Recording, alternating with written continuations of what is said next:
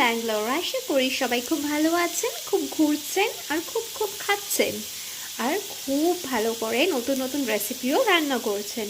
তো আমি আজকে এরকম আলু ভাজাটাকে সরু সরু করে কেটে একটুখানি নুন, হলুদ, লঙ্কার গুঁড়ো আর অল্প সর্ষের তেল মাখিয়ে রেখে দিয়েছিলাম। দিয়ে তেলে দেওয়াতে দেখুন তেল নিজের থেকেই বেরোচ্ছে এই আলু ভাজাটির থেকে। এরকম করে চটপট করে আলু ভাজা বানানোর জন্যে এই রেসিপিটা আপনাদের একদম বেস্ট ওয়ে হবে। আর এরকম আরও রেসিপি জানার জন্যে আমার চ্যানেলটাকে অবশ্যই সাবস্ক্রাইব, লাইক এবং শেয়ার করুন।